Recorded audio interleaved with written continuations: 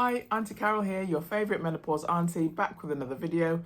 Over here we discuss all things menopause and midlife. No subject or symptom is taboo. So if that's something that interests you, be sure to subscribe to my channel and give this video a thumbs up because it helps to push the video out to more awesome people like yourself so that together we can grow a vibrant community right here on YouTube.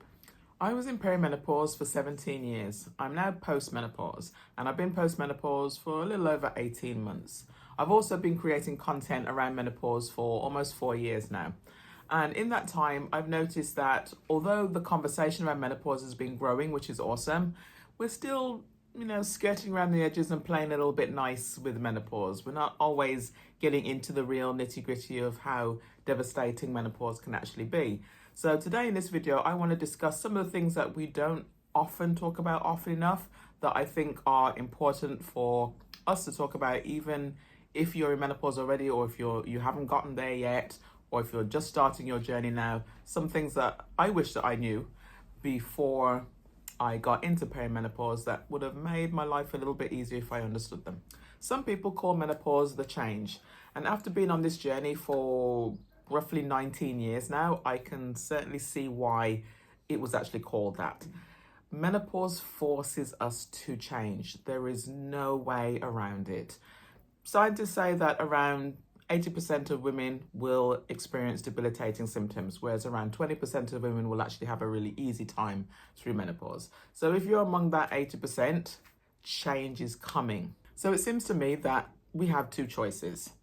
Either we can spend our time and energy fighting against the change, or we can spend our time and energy deciding who we want to change into. Now I'm going to hold your hand as I say this to you.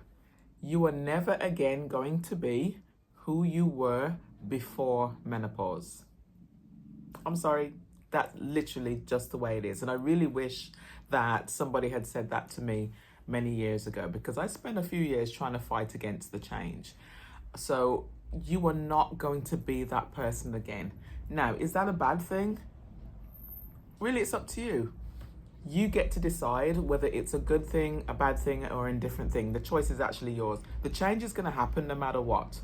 But how you react to it is entirely up to you. As I said, you can spend your time fighting against it, or you can do as I did eventually and sit back and think, okay, this change is here. So what am I going to do? Am I going to spend the rest of my life miserable, or am I going to create a new version of me with some of the old traits, but with a lot of new traits, and become, I don't know if it's a better version, but another version of myself. Think of yourself as an artist. A painter has a canvas. A sculptor may have a piece of rock. A potter may have a lump of clay. When they start, there's nothing there or not much to look at, but they get to create something that they consider to be beautiful and valuable. And you are the same. You get to create who you want to be for the rest of your life. The next thing I want to talk about is weight gain. Now, consider me holding you squarely by your shoulders and looking you in the eye when I say this. Menopausal weight gain was not your fault. Did you get that? I have so many conversations with women about menopause weight gain. Not all women gain weight during menopause, but the majority do at some point. And it is a really, really big problem. And a lot of the time when I talk to women, they are blaming themselves.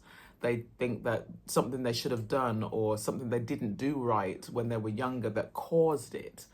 But I'm here to tell you, it is not your fault. We are not in charge of our hormones, and hormones are the cause of menopausal weight gain. So there was nothing that you could have done to prevent that. Now, does it mean that you have to live with that forever? Absolutely not. I managed to reduce my waist, which is one of the problem areas that we have during menopause. We tend to get bigger bellies. I reduced my waist by 4 inches last year. Here's a photo of it. Did I do anything crazy? No, I didn't do any fad diets. I didn't do any crazy amounts of cardio. I just made simple but effective changes to my lifestyle that got me these results, and you can do too. If you'd like to know more about my fitness and weight loss journey, let me know in the comments and I can certainly do a video on it. But what I really want to say to you is, do not blame yourself for menopausal weight gain. There was nothing that you could have done that could have prevented it. No matter where you are on the menopausal journey, if you are struggling with menopause symptoms, that does not make you a failure. I cannot tell you how many times I've gone to the comment sections of my videos and seen someone who's in the 20% of women that don't struggle with menopause symptoms telling the rest of us, oh, if you'd been a vegan, or oh, if you'd exercised more, and oh, if you had have had children, and oh, if you had not have had a sedentary lifestyle, you would not have struggled with menopause symptoms. This is something that makes my blood boil. It really does, because none of us are in charge of our hormones, so we don't get to regulate that. So there's nothing that we can do in advance that will alter how our menopausal journey presents itself.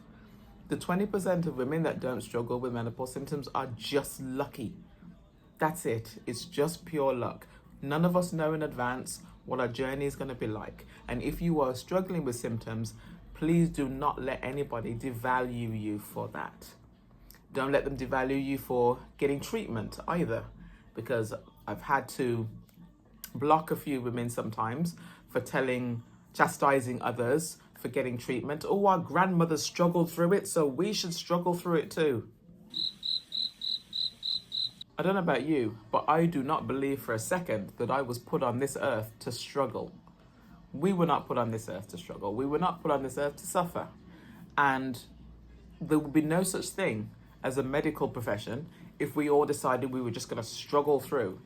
When men are struggling with andropause or ED, nobody tells them to struggle through, but yet we are telling each other that on a daily basis. We need to stop. You are not less than for going through menopause. Going through menopause just means that you're a woman. You were that before menopause, and you're going to be that after post-menopause. Sex is going to become completely different when you hit menopause. Vaginal dryness, pain during sex, nausea, irregular periods, bloating, indigestion, fatigue, insomnia, dry mouth, migraines. None of this is conducive to a healthy sex life. So we're going to have to make changes in order to continue to have a thriving sex life. And in my opinion, you need to do two things. Firstly, find a menopause specialist to help you to manage the physical symptoms. Once you've got that under control, then you have to have great communication with your partner. You need to get them to understand that what you're experiencing is A, nothing to do with them, and B, not in your control. It's not a case of, I just don't find you attractive anymore, or I don't want to sleep with you anymore. It's not that. It's all the other things that you're dealing with that just puts you off even the idea of being intimate. So communication with your partner is going to be vital. Once you've had that conversation with your partner and they understand what it is that you're going through, then spend your time on closeness. Try to get back to being intimate with your partner, feeling close to them, because doing that can sometimes and often lead you then to want to go further. Setting boundaries will save your sanity. Because menopause forces us to go through so many changes, an integral part of that is setting boundaries. I know right now, if you stop and think about it, you can think of 2 people, 2 places, and 2 things that drain your energy. 2 things, 2 places, 2 people that you don't want to be around, but for some reason you feel like you have to. Now is the time to start setting those boundaries, to start saying no to more people and start saying yes to yourself more often. Look at it this way: if you're wasting time on people and places and things that you don't even like that much, that gives you less time to spend on yourself and less time to spend around people that you really, really care about. So set those boundaries. Some people are not going to like it, but if a person doesn't like it and if they don't understand why you have to do it, that is a person that you don't need to be around anyway. So set those boundaries, start saying no a bit more often, and take the time that frees up to spend on yourself and to spend with people that you really, really care about.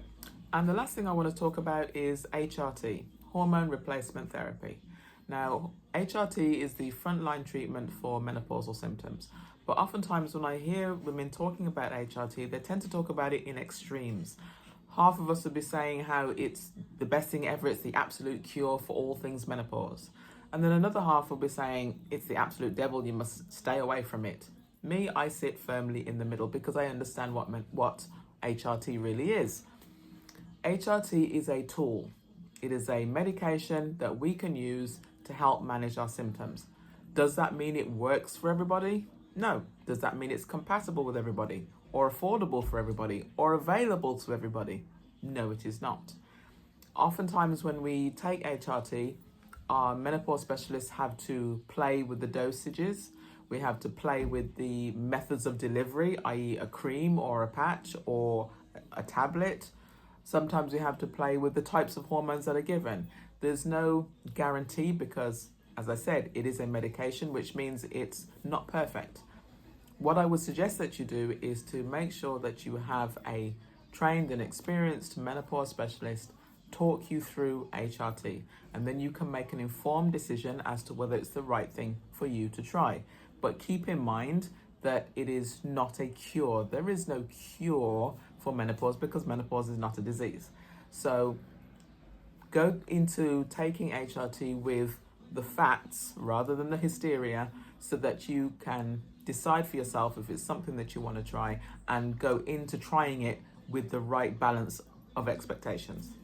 If you've watched this video all the way to the end, thank you so much. I truly appreciate your time. And as you're still here, you might as well give me a thumbs up because it really does help to promote my channel here on YouTube. Other than that, I wish you a wonderful week ahead, and I will see you again next Sunday.